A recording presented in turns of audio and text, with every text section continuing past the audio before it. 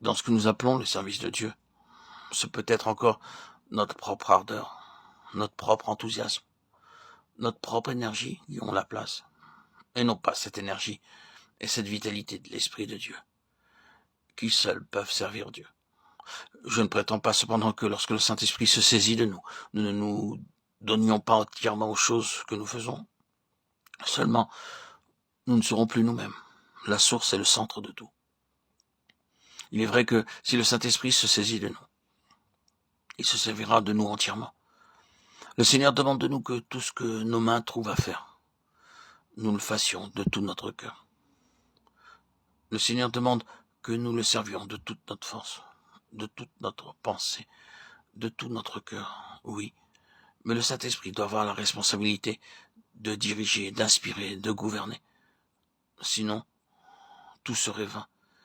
Et nous serions trompés en essayant de servir le Seigneur par nos propres forces.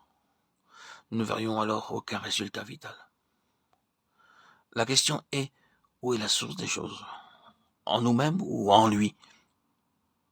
Est-elle de Dieu ou vient-elle simplement de notre propre jugement, de ce que nous croyons être pour Dieu? C'est là que notre intelligence a besoin d'être éclairée.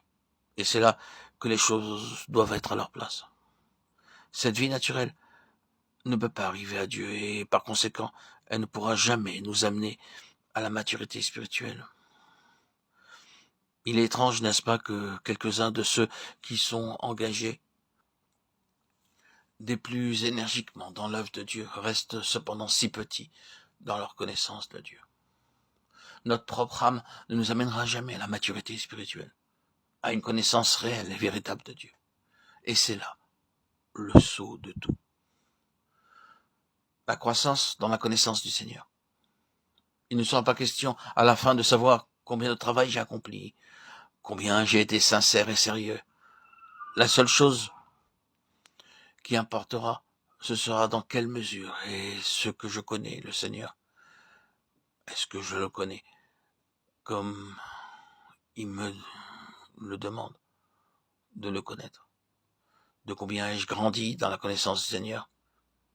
De combien mon intelligence spirituelle s'est-elle augmentée? Voilà la chose qui importe. Et cela, c'est une question de vie divine.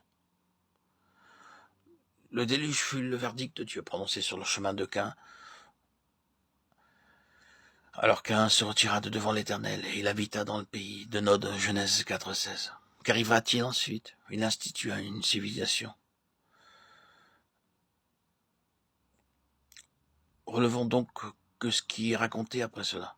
Nous trouvons des villes, des commerces, des arts, des industries, tout cela venant de Caïn, tous les aspects variés de la vie humaine.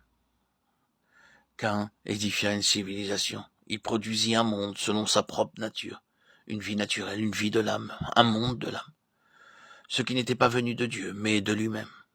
Et le déluge fut le verdict porté par Dieu sur ce chemin de Caïn, ce monde de la gloire naturelle, du fruit de l'homme en dehors de Dieu. Nous voyons ainsi que la loi de la vie opère, non pas dans cette ligne, qui est le chemin de la mort, mais dans une autre ligne, à travers le déluge, et de l'autre côté du déluge, sur une base de résurrection.